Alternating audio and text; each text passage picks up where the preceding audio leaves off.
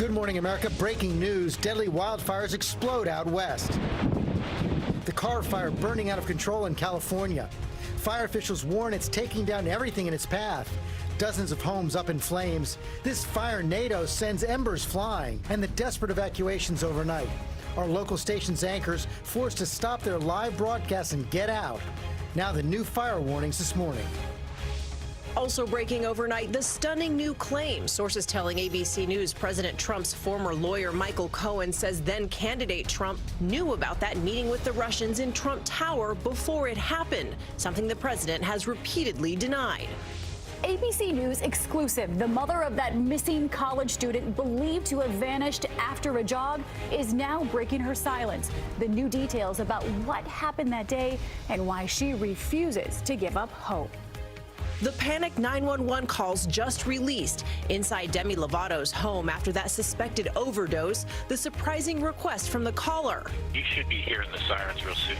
No sirens, please, right? And the most daring and dangerous Shark Week stunt ever. 2 military vets in the water with some of the most aggressive sharks. Wait to see how long they lasted. Live in Times Square, this is GMA. And good morning, America. Happy Friday. It is a happy Friday for a whole bunch of people in Central Park right now. There they are for Fallout Boy. That is coming up sunny Friday morning. Big crowd here for GMA. Really big crowd, and we cannot wait to join them there. But first, we want to begin with that dire situation out west. The explosion of wildfires overnight. At least 60 are burning across the country right now. You can see where they are on that map. Both northern and southern California facing extremely dangerous conditions right now. Incredible images coming in as well. Overnight, a fire in Redding, California, turning deadly. Residents racing to evacuate. You can see them stuck in bumper-to-bumper traffic as flames moved in. Let's go right to ABC's Will Carr in California. A state of emergency. That's right, Cecilia, and fire crews working overnight, cutting lines, trying to make sure those flames don't hit communities like this, because when they do, it looks like a wasteland, burning cars, trees. I'm going to walk you along this path of destruction. A lot of homes just didn't stand a chance. When you take a wide look here, you can see this home burned to the ground. The only thing still left standing is that gun safe and the chimney in the corner. This morning, we're seeing a lot of this devastation for the first time. A wall of flames barreling through neighborhoods as the deadly Carr fire burns out of control in Northern California. About a 100-foot wall of flame coming down onto the very south end of Snow Lane. Residents in Shasta County facing a terrifying hellscape. Flames whipping and whirling, forming fire tornadoes. Wow. As emergency vehicles are showered with red-hot embers. The dire situation playing out in this video. It's jumping the street. An entire street alight, flames shooting out of this 2-story building as homes and businesses alike burn on both sides of the road. The 30,000-acre fire fueled by high winds and triple-digit temperatures, overpowering crews. 100-foot flames burning on both sides of the highway, jumping the Sacramento River and forcing firefighters further and further back. Got flames coming on the south side Keswick. They're about to jump. Traffic snarled as evacuees seeking shelter from the inferno were forced to flee again after the fire reached the original evacuation center. We got to get them out of here. ABC's sister station, KRC, are evacuating the studio in the middle of their broadcast. We are going to leave the station because it is now unsafe to be here. Overnight, one person killed and reports of others injured. Officials moving critical patients out of hospitals as the erratic blaze pushes through the city, leaving a path of charred homes, vehicles, and boats in its wake. Governor Brown declaring a state of emergency as crews throughout the state spread thin. This is the front line in this fire. The crews have dropped retardant right here. You can see just how close this is to a home in the distance, and we have firefighters right there keeping an eye on these flames, making sure they protect all of these homes. To the south, at least a half-dozen homes destroyed by an arson fire in Riverside County. It was just boom, boom, boom. So we knew instantly that someone was setting fires. And in Yosemite National Park, a massive inferno scorching more than 40,000 acres.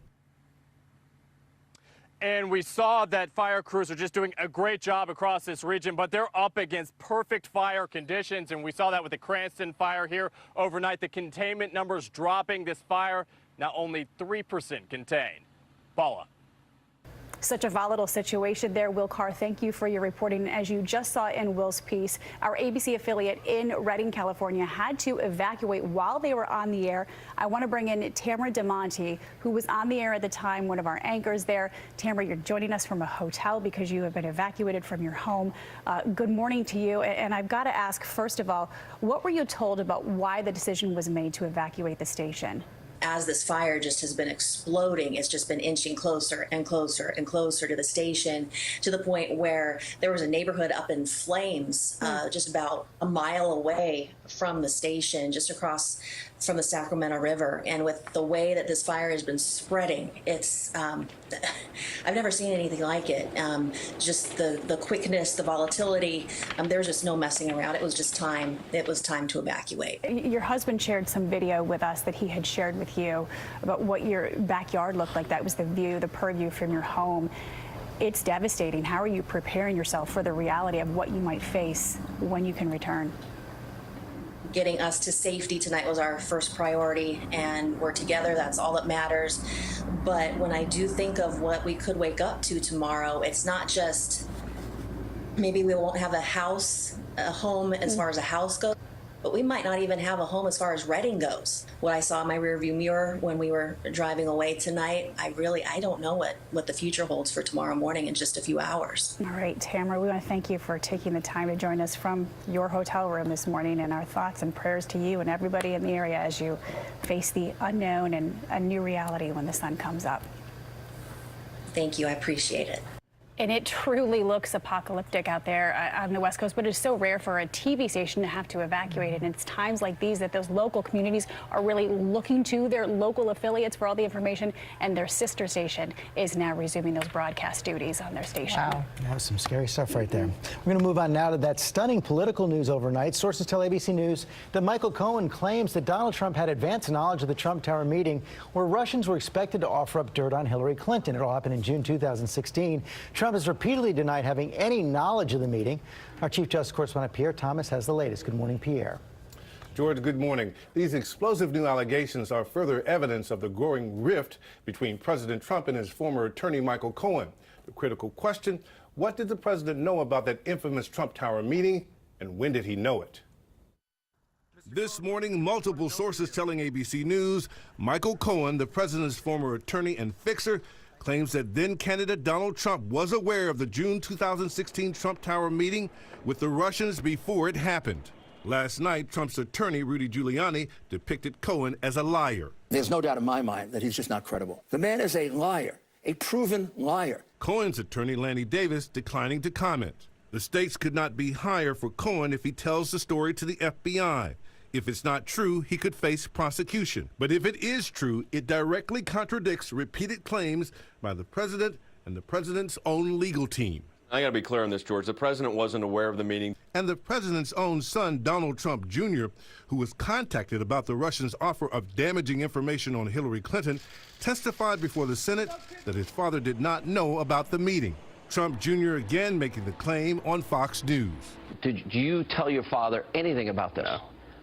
It was such a nothing. Prosecutors in New York are examining whether Cohen committed financial crimes and are looking into his role in helping keep quiet allegations of sexual affairs involving Trump before he took office. And now word that perhaps the most powerful Trump organization official not prosecutors. Here's Trump talking about Alan Weisselberg on The Apprentice. Replacing George this week is my chief financial officer, Alan Weisselberg. And you think George is tough? Wait till you see Alan. Weisselberg made a controversial new audio tape where Trump and Cohen are believed to be discussing a plan to buy the rights to a story of a Playboy playmate who claims she had a sexual relationship with Trump.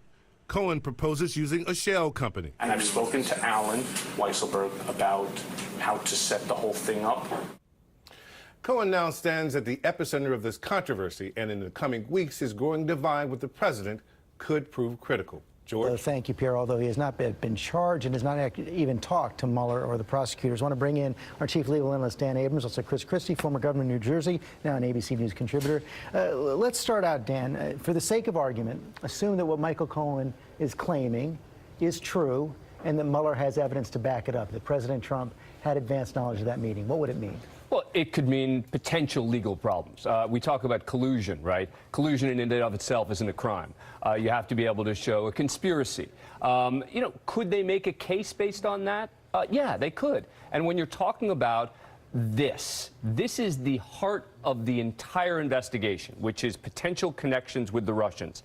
And it's not just Michael Cohen, right? It's Donald Jr.'s evolving statements about why the meeting was set up and then afterwards what happened. It's Donald Trump himself's own statements and tweets about Hillary Clinton and potentially damaging information. Yeah, it's everything around this. You put that in conjunction with what Michael Cohen says, and you do have a potential problem. But again, let's not forget that most people believe that Robert Mueller will not seek to indict a sitting president. So this will go into a report that goes to Congress. You're a former prosecutor. What would a prosecutor do with a claim like this? Well, this is problematic. First off, if I were the U.S. Attorney in the Southern District of New York and Michael Cohen or people on his behalf are telling the media this stuff, it makes me more and more reluctant to make a deal with him. Well, we don't know that it's coming from Cohen. Well, we don't, George, but the bottom line is it's out there now. So the ability to vet this kind of stuff, the ability to corroborate it, becomes diminished now that it's out there and it's all in the swirl. Remember, we've talked about this many times. Prosecutors work best in quiet and in secret. Mueller has shown that over the course of this investigation. And if whoever's doing this, whoever's putting this stuff out there, it's a limited group of people, as Dan and I were talking about earlier, that have access to this information and can be credible. This just hurts Cohen. And it makes his ability to be able to get That's why some speculate this could have been come out from the Trump camp, get it out there early. But listen, that's even worse. That's even crazier. It's all sort of hard to figure out, right? I mean, because immediately when I first heard it, I was thinking, oh, it must be from Michael Cohen's team. And then you start hearing the Cohen's team, really distancing And this was a question themselves. he wouldn't answer in my interview 3 weeks ago. Right, because you can understand why he doesn't want to talk about this. I mean, look, if he's looking for a deal, as Chris is pointing out, the last thing you want to do is start frustrating, angering the very people you want to make a deal with. Yeah. And this is the sort of thing that will do that. Apparently, they were already irritated about the leak of the tape itself. Now, this is even worse to some degree, because this really goes to the heart of Robert Mueller's investigation. And a few things, too, in terms of everybody's reaction to all of it. First off, we don't know where this came from. We don't know if this is anything Michael Cohen really is even willing to say, because the response of his legal team was, not us, didn't come from us. And then you don't even know if it's true, because if you can't corroborate it's trouble for the president, trouble for Don Jr. Listen, if it's true, then everybody's got some more questions to answer, right? But again, remember this, too. If it's just one person, corroborating this kind of stuff is very difficult. And especially if you're going for the president of the United States, you better have some pretty serious corroboration.